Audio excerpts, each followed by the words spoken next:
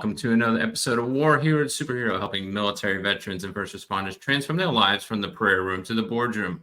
I'm your host. You can read the name at the bottom.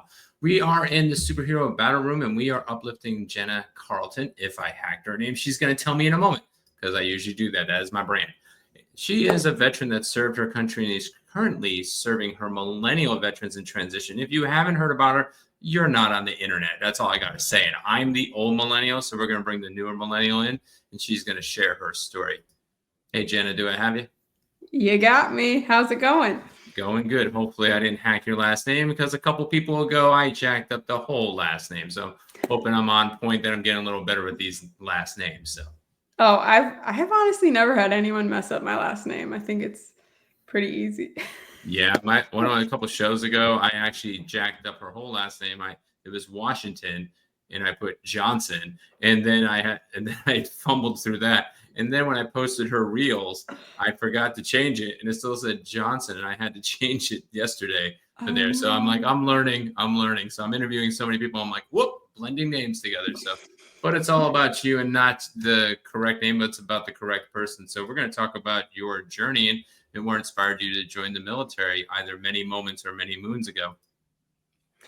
Yeah, I think a few different things inspired me to join. I really like the idea of becoming something bigger than myself, seeing the world as I was told. I had an uncle that had previously served, and he said, join the Navy. You can get out of your small town and really find out what's out there. I'm from a really small town, Niagara, Wisconsin. So I was excited to just get out of there, I guess.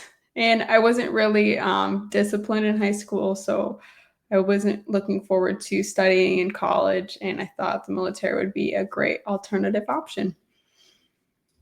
I think that's more and more of the generations that are coming up anyway, just because we have access to so much information and we can just go learn it. I have 3 daughters and a son right now, and they're just the difference in learning. I'm just trying to encourage them. I'm like, just do the assignment for now and then get to the next step. I'm not expecting you to get A's, but I need to expect you to go do the work, because that's going to prove the work. So I think this high school model needs to be revamped drastically, because we tend to just go over and like, all right, sit in front, pound information. I remember information. I get good grades. I get better, but not always. The good grades are always better. So you have gone and transformed your life out of high school, went into the military. How long were you in, and when did you leave? I did 4 years, and then I was ready to get out. I actually kind of went back and forth with my decision, because it's a big one to decide to leave, and I didn't really like my job that much. I did weather, which is kind of rare to be able to do, and if I was going to reenlist, I would have had to go to sea school, which meant 9 months of pretty intense weather courses, and I couldn't see myself doing that. I don't think I was really ready to get out, but I just really couldn't see myself going to that school. And I also, I had great experiences and I had not so great experiences. So I really wanted to get out, and I actually wanted to go to school and become a teacher, which I didn't end up doing, but that was kind of my direction when I was getting out. That's kind of ironic and funny. We were just talking about you didn't really like school, learning, and now you're going to become a teacher, which would have the same systemic interesting. So 4 years or 30 years, no matter how long somebody's in, it can be difficult to go over and to make that transition. At War Hero to Superhero and our business, Learn and Live, we say screw transition. It's about transformation. So our next question kind of ties this. How did you make your transition to a transformation? It took a while, and it took a lot of small steps to get there, because, at first I didn't even realize, that it was a process to get out. Like, it was a transition I was going through. I just felt like something was wrong with me, and I was being weak, or I wasn't being strong enough to deal with the regular world. I was also going through a lot of new changes in my life. I moved, I was becoming a mother, I was going to school for the first time. So I think I was really in the struggle for about the first 3 years. And then, okay. Sorry, my daughter. Yes. So I think once I got out of that and I realized that there was a light at the end of the tunnel, I started to make it into a transformation. I think I'm kind of continuing to do that. I feel like transition is kind of an onion. You're always peeling back a new layer and seeing another level you can get to. Yeah, and you have made a awesome transformation from what I've gone over and seen. And before we go over and talk more about that, we're going to go hit a couple sponsor breaks real quick. You have served. No matter if it was in the military or civilian service, you deserve to live good. Live good in health, live good in wealth, live good in so much more. At Live Good, the global wholesale buyer club, we empower you to take your mission to the next level. Are you ready to live good? We all struggle in life. No matter the barriers, we do not need to stay there. Each day is an opportunity to step into better health. Each day is an opportunity to step into wealth. Each day is an opportunity to step into dreams. Live Good, the global wholesale buyers club, empowers all these steps and more. Ready to be empowered? Grab the link to learn more. Welcome back. We were just interviewing Jenna. We were talking about her transition into transformation before we went to sponsor break. If you're wanting to make a transformation on your content, you can go over and load up a commercial with us. So get back with us on the DMs if you're interested to go over and for us to sponsor your brand each and every episode. We averagely launch an episode every 2 days. So you get branded like crazy. So we're going to get back to a beautiful interview, not a crazy interview, because crazy is not crazy. So Jenna, we were last talking about your transformation. I think that you made an awesome transformation. As I gone over and seen, I was kind of intimidated you when I saw you last year, not this year. I was like, okay, she's too big. She's too powerful. I'm not going to go over and talk to her and everything else. So I want to get you back, and you're kind of muted at the moment. My next question for you is, what made you pivot to serve the current community in such a big community that you have? It was actually in college. I did an internship at the House Committee on Veterans Affairs, and that's when I really was exposed to the struggles that veterans have. It also helped me realize kind of what I was going through and why, like it's something that everyone goes through. Being an intern in Congress, you're answering a lot of phone calls, you're talking to a lot of constituents, and people would call and tell me what they were going through. A lot of Vietnam era veterans, a lot of people that had just gone out and were just lost. So it made me realize, like, there's a need here, and I kind of thought that policy was the way that I could help people. But through that internship, I realized, like, sometimes the laws can't fix everything. We really need to be there for one another, which is why I started the community and, kind of helping others help each other through that shared space online. Yeah, and that group is huge. I'm seeing it blow up on my phone since I've gotten to the DMs. You have the millennial veterans, and then you have so many different subgroups and everything else. And it's like ginormous in that particular regard. So you've made a lot of impact. But I know there's a lot of pressure and tough times will come, especially going over managing that. And you're still going over and in the midst of it, like you're managing this big group, you're managing work, you're managing family, you're managing kids and everything else that we heard in the background, beautiful voices. So that's why we allow them on the podcast and everything else. But what's your secret fuel when those pressure and tough times come? Oh, I think I'm learning that. That's another onion I'm slowly peeling back of, what like I always have the passion. I don't think I ever get burned out from, talking about veterans, helping veterans, writing about veterans. That's just so natural for me at this point. But, like a lot of times, I feel a lot of pressure from my family. I have 3 kids and my husband works a lot. So I'm, I feel that pressure of responsibility, and something that's really helped me is to just be really present. Whether I'm reading a bedtime story or cooking dinner, like just be there doing that. And then, carve out that space for when I can work on content, when I can work on, I also work part-time for a nonprofit. Like I schedule, like, when can I do that? And then I also have a full-time job. So when can I, I have to be very present at work and make sure I don't fall behind because, that is my biggest source of income. Yeah, that's always the bind in that particular regard. I remember just today, it was like, all right, trying to be present, trying to be at work, but this was one of those days there was nothing to do at work and all my stuff was caught up, but I still had to meet the time block. I'm like, how do I stay present? It was a tough day, so I can totally go over and get that because I think we're both in that same realm. You're the big influencer, I'm the small influencer, but we're both like saying like, hey, we want to be present, but we're trying to grow some other things. Actually, speaking of present, you have a new present that you gave everybody to the world. You have your book available. I wanted to show that on camera. Do you have that perchance? I do. Haha. It's actually within reach. That's a cool thing. We did not plan this, by the way. It just worked out providentially. So we're going to go zoom in on the book and you can tell us more about it before we go land in our last question. Yes. So this is the Veteran Workbook, which I created, June 2023 on Women Veterans Day is when I launched this.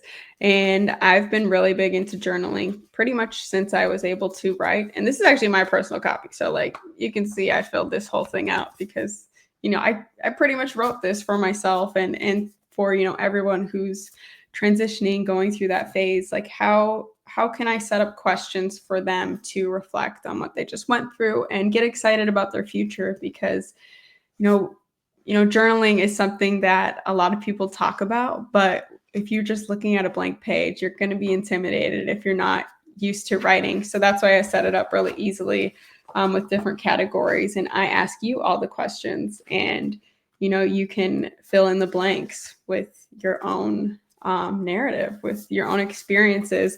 So there's 4 categories. The first one is to help you reflect on your service. The second one is designing your future by building structure, which is the third one, and redefining who you are today, because you're not the same person you were in the military or the same person you were before the military. You're really having to redefine what your values are without, your uniform and what you want out of life. I think that's beautiful. So do you offer it in paper and digital, like on Kindle, ebook, things of that nature? Oh yeah, if anybody wants a digital copy, please email me. I give that out for free. Otherwise, the paperback is $10 on Amazon. Yeah. So just so you know, as people go around and producing books and we help produce books and other things of that nature, you can now go upload those books on Kindle, which Kindle Scribe, you can write the notes within the book. So if Oh. you are on the fence like I am on most people like, let me have it. They start giving me paper books now because I'm like helping people. They're like, this guy at MIC gave me his book. I'm like, dude, I just go to sleep when I'm reading paper. I just can't do it. So I only carry the paper for the people that like it, but then I do the digital. But now with the Kindle Scribe or an EPUB file, you can go use a Remarkable tablet or a Kindle Scribe and you literally can write the notes. And now it carries with you wherever you go. So if you are writing your own books and everything else, listening audience, don't go be hesitant about your workbook only doing paper. Do it digital too, because more and more people are going over. And if you have an EPUB, those people that are going towards digital, they can write the notes and everything else. So if you have that, I will definitely go over and fill out that book because I'm on my transformation 2.0 myself. So that's the goal. Yeah. Let's talk offline more about that because I didn't even know that was an option. That's really cool. Yeah. So we definitely love to go help people and serve that regard. So back to the last question for our interview. 3 superhero tactics. I did not give you this. If you didn't watch my episodes, you didn't know. So it might be sticker shocker for you. So let's see if you can handle the pressure. All right. So you are either mentoring your past self, like you went back to the past, or you are mentoring some of your millennial veterans are in that platform. And I know it buzzes every 12 seconds, hero groups. I see it on my phone now too. So if you had to give them 3 tactics, like 90 seconds, like we were at Mick, going over into military influencer conference, like, hey, I might see you once, might have a couple minutes. What would you give me to go over and to thrive? So basically your book in a nutshell in 3 tactics. Oh, 3 tactics. This is going to be interesting. I would say the first one is to be really conscious of how you use the internet. how much you're scrolling, what you're consuming. Just be really conscious of what you're consuming, especially online. And it's just crazy how much advertisement is out there and how much, like they can get you to buy and all of that. So I think, it's not just for, to save you time, it's to save you money as well. So that's the first one. The second one is to really find something that like a fun, cozy hobby, something that's like almost even like fulfilling your inner child. Like and this is a great way to, stop the scrolling, is if you have something that you can do instead. Like for me, it's crocheting. I love crocheting. I love creating different things with it. It's, my way to be creative and also a way to work with my hands. Cause like when my hands are busy, I'm not going to grab my phone or anything. And that's also like, a way of honoring my younger self of like, creating and spending time alone. And then a third thing that would be advice is just pull the trigger on whatever you're thinking about doing. I think we wait for the perfect moment a lot to start something. We want to have all the research, all the ducks in a row, but you're going to learn more by just starting. You think you really are wasting your time by waiting to start something, because when you start it, that's when you're going to start learning, make the mistakes, learn on the way, because that's really how I started my Instagram, is just posting, just trying things, and my path has kind of found its way through just trial and error. Well, then I just need to go post like crazy because you are like so super big compared to me on IG. Like, and I just need to go over and pull that trigger. I've been pulling some of those triggers right now. So See I'm what like, works for you. yeah. And I think the hand thing you were talking about, that's totally key because we scroll a lot. Like, I'm not sure if you watch like this old grandma lady with like the vegan thing and the beef and whatnot. And she talks about like getting back to nature and everything else. And they said, hey, I scrolled 4 hours today. Like, oh, that's nothing. Like, what? Like, yeah, the average person's scrolling 7 hours a day. We're scrolling 160 hours a month. And it's like, you're basically scrolling your life away. It's like, so yeah, I think that hand present thing. Me, it's been Legos lately, but they're expensive. There's a photo on my Facebook. If you go look at, we did a rose type. No, it was a cherry blossom one. Me and my wife did. Okay. So the next one is like this bird that we got. So we do like that type of collection. So we'll see on how that goes. It kind of brings back the inner angry child sometimes with me because I can't figure some of it out. So it kind of resolves some of those issues. I might need a notebook in your book, like how to deal with my Lego anger. I like that. But that's and even in like life, when you hit that frustration point, like you can just pause and be like, this means I'm growing, something's changing here. It's pulling out this emotion, and even though it feels bad, it's actually a good thing. Yeah. So Jenna, I want to thank you for going over and joining, giving us the privilege to go over and to uplift your brand and story. We're going to give you the floor one more time. You want to close out with a quote, anything that you got up and coming? Maybe you got a second book under the sleeve, maybe back there or something, but the floor is yours and we'll close it out when you are done talking. Sounds good. So I'd just like to say thank you to my admins and my moderators in the Facebook group, because I do not run that alone. They do so much for the group, and they are a handful of people that really care about it. And that's been the secret sauce to how it's grown. All those chats are monitored because, veterans, we have the tendency to reach out for help, but also, kind of reach out in a crisis because people have felt, very understood in this group. So it's very important that we have people and we have plans of action when stuff like that happens. So I just wanted to shout them out for doing great stuff. And that's really what we have in mind for the future, is keeping up the group, keep growing it. I'd love to do an in-person event sometime. So maybe that will be in the future. And Yeah, I don't have any plans to make a second book right now. I might republish it, but I'm not sure. So thank you again for having me on. This has been really fun. And yeah, thanks again.